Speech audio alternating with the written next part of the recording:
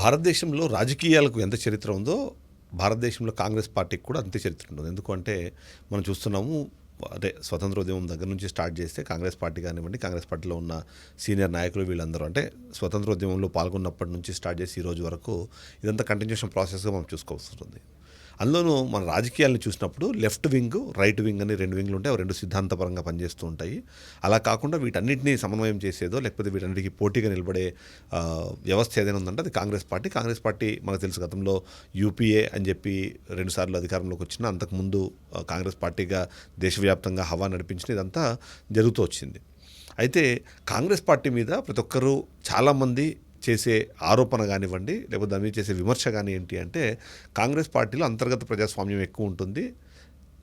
పార్టీలోని ఒక నాయకుడు మరొక నాయకుడిని తిట్టుకోవాలన్నా, పార్టీలోని నాయకులు ఇంకొక పార్టీలోని నాయకుడిని తిట్టాలన్నా సరే ఎలాంటి మొహమాటం లేకుండా, ఎలాంటి భేషజాలకు పోకుండా వాళ్ళని విమర్శిస్తూనే ఉంటారు అన్నది మనం రెగ్యులర్గా వింటూనే ఉంటాం. కానీ ఒక్కొక్కసారి అది శృతి తప్పుతుంది, ఒక్కొక్కసారి అది కంట్రోల్ తప్పుతుంది అన్నది కూడా చాలామంది మాట్లాడుతుంటారు. ఇప్పుడు ఈ డిస్కషన్ ఎందుకు వచ్చింది అంటే, కోమటిరెడ్డి రాజగోపాల్ రెడ్డి ఒక స్టేట్మెంట్ ఇచ్చారు. ఆ స్టేట్మెంట్ ఇవ్వడం కన్నా ముందు మనం అసలు రేవంత్ రెడ్డి ఏమన్నాడో ఒకసారి మనం చూడాలి. రేవంత్ రెడ్డి వాస్తవానికి కాంగ్రెస్ పార్టీ తెలంగాణ రాష్ట్రంలో పూర్తిగా నిర్వీర్యం అయిపోయింది అనే సమయంలో వర్కింగ్ ప్రెసిడెంట్ గాను, పిసిసి ప్రెసిడెంట్ గాను తను తీసుకున్న చర్యలు కానివ్వండి, తీసుకున్న కార్యక్రమాలు, ఆ తర్వాత జరిగిన పరిణామాలు, వీటన్నిటి నేపథ్యంలో సీఎంగా 10 ఏళ్ల తర్వాత కాంగ్రెస్ పార్టీ మరొకసారి అధికారంలోకి రావడము, అధికారంలోకి వచ్చిన తర్వాత ఇప్పుడు ఆల్మోస్ట్ 2 సంవత్సరాల టైం, దాదాపుగా 2 సంవత్సరాల టైం వరకు ఇది సక్సెస్ఫుల్గా ముందుకు వెళ్ళడం, ఇవన్నీ మనం చూస్తూనే వస్తున్నాం.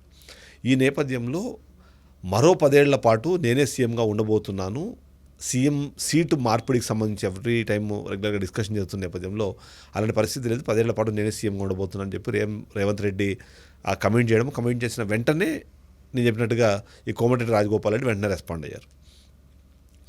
కాంగ్రెస్ పార్టీ అన్నది ఒక వ్యక్తి నిర్మించుకున్న సామ్రాజ్యం లాంటిది కాదు.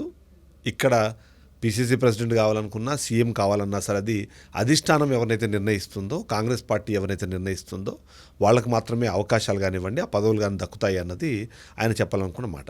సో ఈ నేపథ్యంలో అంటే అంత సీరియస్ ఫ్యాక్టర్ ఇది నిజంగానే మనము విశ్లేషించి దాని గురించి డిస్కస్ చేయాల్సిన ఫ్యాక్టర్ అంటే ఎస్, ఖచ్చితంగా ఉంది. ఎందుకంటే వైపు కర్ణాటకలో మనం చూస్తున్నాం, సిద్ధరామయ్య వర్సెస్ డీకే శివకుమార్ అన్నది ఎప్పటికప్పుడు జరుగుతున్నది. 2.5 సంవత్సరాల తర్వాత డీకే శివకుమార్ సీఎం అవ్వాలి అంటే సిద్ధరామయ్యని సీట్ దింపాల్సిందే. ఒకవేళ అధిష్టానం నిర్ణయం తీసుకొని ఒకవేళ ఆ మార్పిడి చేయకపోతే అక్కడ పార్టీలో చీలిక వచ్చి అవసరమైతే బీజేపీ పార్టీ సహాయం తీసుకొని అయినా సరే ఆయన సీఎం అవుతారు అనే ఒక రూమర్ వినిపిస్తున్న నేపథ్యం వైపు చూస్తున్నాం.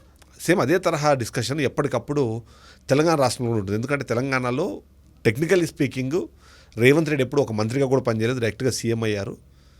పిసిసి ప్రెసిడెంట్ అవ్వడానికన్నా ముందు ఒక పార్టీ నుంచి అంటే టీడీపీ పార్టీ నుంచి ఆయన రావడం కానివ్వండి, కాంగ్రెస్ పార్టీలో ఆయన ఆ ప్రాధాన్యతను క్రియేట్ చేసుకొని చాలా కష్టపడి గ్రౌండ్ లెవెల్ యాక్టివిటీస్ చేసి కేసీఆర్కి ధీటైన నాయకుడు అని చెప్పి ఒక పేరు తెచ్చుకొని ఆయన సీఎం సీట్ దాకా ఎదిగాడు. కానీ అదే సందర్భంలో ఈ రిజల్ట్స్ రావడానికి కారణం కేవలం రేవంత్ రెడ్డే కాదు, మా కష్టం కూడా ఇందులో ఉంది అని చెప్పేసి ఎప్పటికప్పుడు బట్టి మాట్లాడుతున్నాడు. ఎందుకంటే బట్టికి సంబంధించిన పాదయాత్ర గురించి మనకు తెలుసు. ఆ పాదయాత్ర రియాక్షన్స్, రిఫ్లెక్షన్స్ ఆ తర్వాత కాంగ్రెస్ పార్టీకి ప్లస్గా మారాయని చెప్పి కొద్దిమంది మాట్లాడుతుంటే, పార్టీని వీడి బయటకు వెళ్ళిన వాళ్ళందరూ తిరిగి పార్టీలోకి రావడం, అంటే పొంగులేటి శ్రీనివాసరెడ్డి లాంటి వాళ్ళు కానివ్వండి, తుమ్మల నాగేశ్వరరావు కాంగ్రెస్ పార్టీకి సంబంధించిన వ్యక్తి కాకపోయినా టీడీపీ నుంచి బీఆర్ఎస్ నుంచి కాంగ్రెస్లోకి రావడము, ఆ వచ్చే నేపథ్యంలో ఆయన ఒక స్ట్రెంత్ని కూడగట్టుకోవడం కానివ్వండి, ఈ కోమటిరెడ్డి రాజగోపాల్ రెడ్డి వాళ్ళంటి వాళ్ళు బయటికి వెళ్ళడము, వివేక్ లాంటి వాళ్ళు బయటకు వెళ్ళడము, వాళ్ళందరూ తిరిగి మళ్ళీ పార్టీలోకి రివర్స్ రావడం, ఇవన్నీ కూడా ఒక సీక్వెన్స్లో జరిగింది. వాటి కారణంగానే వచ్చింది. కాబట్టి ఇక్కడ జరిగిన నేపథ్యం ఏదైతే ఉందో దాన్ని కేవలం రేవంత్ రెడ్డికి మాత్రమే ఆపాదించాల్సిన అవసరం లేదు, మా అందరి కష్టం కూడా ఉంది అన్నది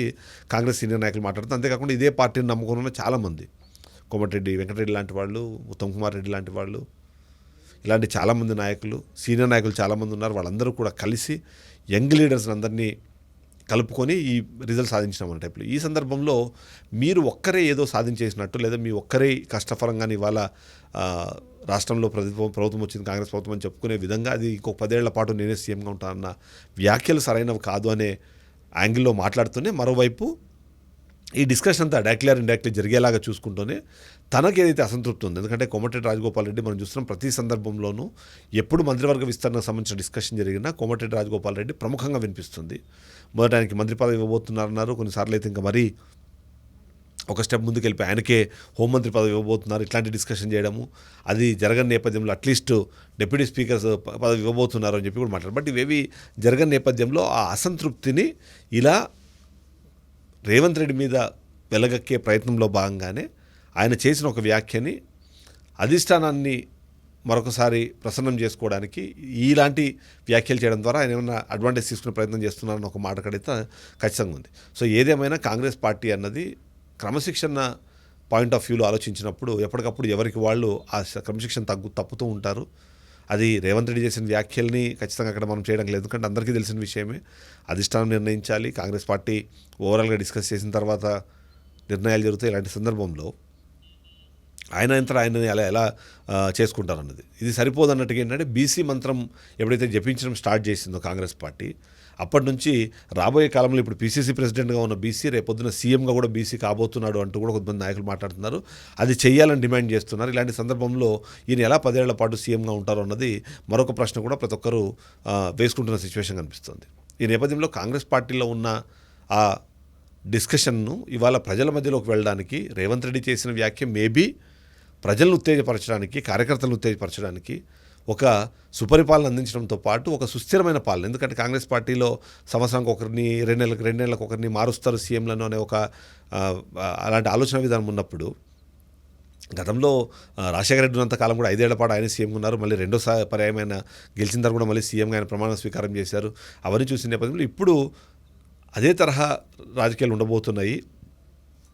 5 ఏళ్ల పాటు కష్టపడి రేవంత్ రెడ్డి ఇప్పుడు ఈ ప్రభుత్వాన్ని నడిపించి మరొకసారి అధికారంలోకి తీసుకొస్తే ఆయన మళ్ళీ సీఎం అవుతారనే ఉద్దేశంలో ఆయన చెప్పుండొచ్చు.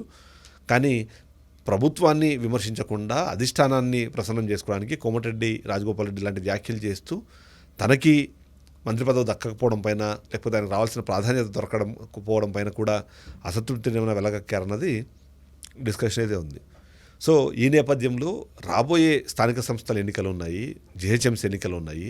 ఈ సందర్భంలో ఆ పార్టీలో ఇలాంటి లుకలుకలు కానివ్వండి, లేకపోతే ఇలాంటి అభిప్రాయ భేదాలు అన్నవి ప్రజల్లోకో క్యాడర్లోకో వెళ్తే వాళ్ళు ఎటు స్టాండ్ తీసుకుంటారు, ఇదేమైనా మరొకసారి సుస్థిర పాలన వైపు కాకుండా ఇది మరొక వైపు ఏమైనా వెళ్తుందా, మళ్ళీ సీఎం మార్పు, కొత్త సీఎం వచ్చిన తర్వాత మళ్ళీ ఆయన సెటిల్ అవ్వడము, ఇప్పటికే రాష్ట్రంలో అభివృద్ధి కుంటిపడింది అని చెప్పి ఏదైతే బీజేపీ కానివ్వండి, బీఆర్ఎస్ కానివ్వండి చేస్తున్న ఆరోపణల నేపథ్యంలో దానికి ఇది ఒకసారి విఘాతం ఏమైనా కలుగుతుందన్న భయం అయితే కార్యకర్తలను ప్రజలు ఉంది. కాబట్టి ఇలాంటి అంతర్గతంగా సంబంధించిన విషయాల్ని మాట్లాడుకోకపోవడం మంచిది.